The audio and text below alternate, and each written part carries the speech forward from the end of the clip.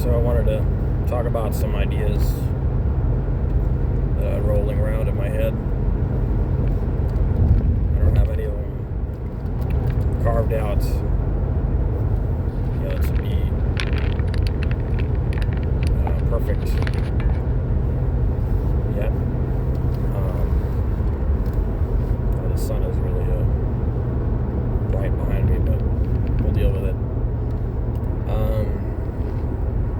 So I was thinking about this idea of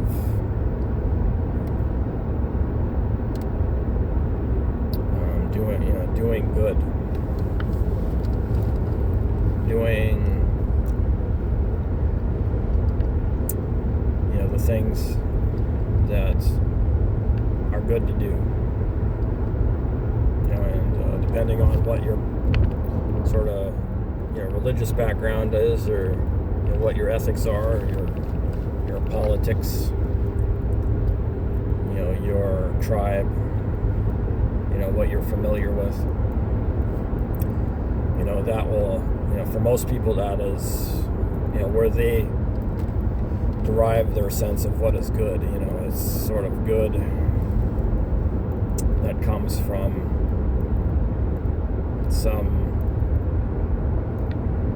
some system, some sort of code of ethics, some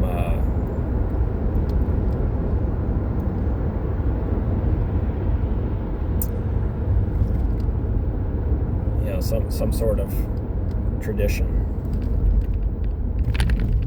and there's a sort of an assumption baked into that kind of good, that it is good because this is how my people, the people that I trust,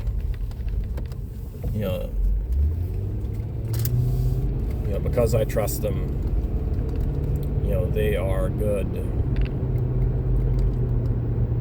enough for me to listen to, for me to take their word, and to live somewhat as best as I can in accordance with those rules. Now, from my point of view, that alone is not good enough. That's not good. To me, that is lazy. It's the lazy ways man, to try to bargain his way into heaven.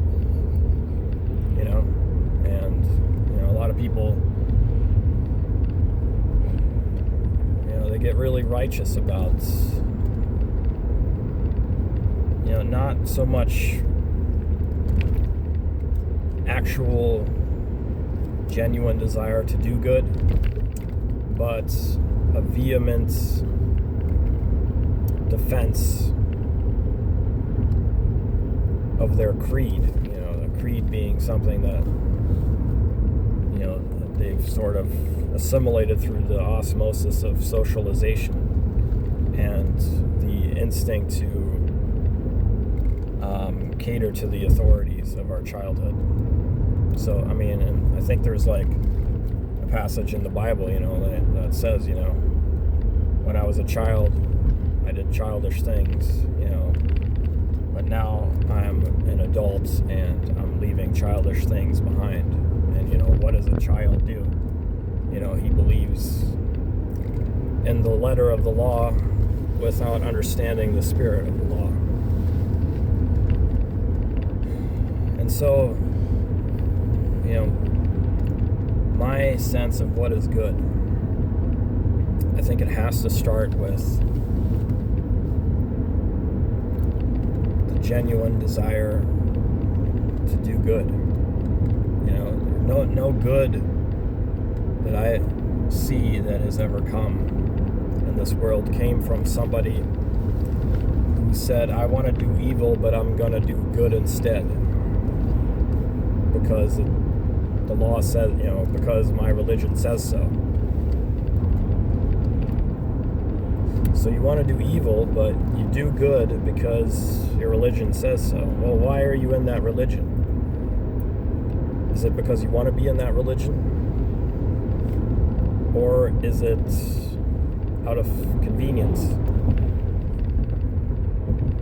And, what happens then, what is all actions that come from, this is my point of view of what I've observed human beings to do, is all actions that come from the decision that is made that I will do these things that are, said to be good, and therefore I am a good person. So, they say, well, judge a man by his actions, not his words. Well, I don't think you can even really fully judge a man or a woman by their actions if their actions are not motivated by the genuine desire to do good. Because all those actions, even if they appear to be good on the surface, you're seeing what's on the surface. Because, what most people who do this, they do the thing that it is said to do, that they're told to do, or that their religion tells them to do. The reason they do it is that, okay, now I've done the good thing, but why? It's not motivated by good. It's currency that they now have. I've done good. I've done a good day's work. Now I have currency. What is the currency that they've earned? The currency that the person who doesn't do good because of the desire to do good is the currency to do evil. So the people who are out there, they preach and they talk about, doing good deeds and being noble, but they have no real love of it. They don't see that doing the good thing for the good thing itself is actually what serves the deeper part of themselves the most, because they don't have that recognition. They have this intense desire for, whatever it is that they consider to be a vice. Usually people do vices because they have autonomy issues, because they feel the thrill of freedom. They find their autonomy in doing some kind of, perverted activity. And so, when people do things for the sake of doing it because it's the right thing to do, according to some scripture or some external rule set, that is invariably a justification for evil. So, any good that they've done is now canceled out. So no good is, in my mind, has ever come from people who want to do evil, but they do, good things. That is good on paper. Because one way or another, they will use the good that they've done to justify their the evil acts. And when they when they lash out and they do the evil thing, then they say, well, I don't know what came over me, Well, what came over them is they felt the pressure relief of having done something good, and now they're able to do their evil thing. And so, I'm very suspicious of, people who, think it's more important to, do what is good on paper, but not what actually is in their heart, And I think when you really search inside of yourself to really go for what it is that you want and be honest about who you are as a human being and what it is that you want here on earth, that will invariably bring you closer to genuine goodness, to real goodness. Because then you're not just listening to your ego, you're listening, your ego being the thing that tells you what is good externally, but you're listening to the deeper part of yourself.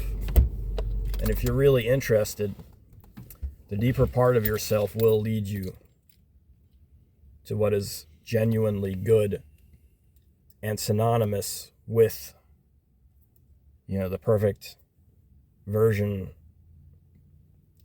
of, the child of God, that we are, because God sort of has planted the seed of good within all of us. And when we come from genuine desire, then inevitably, we may not do good perfectly, but we will do better by listening to what is really inside of us. So anyhow,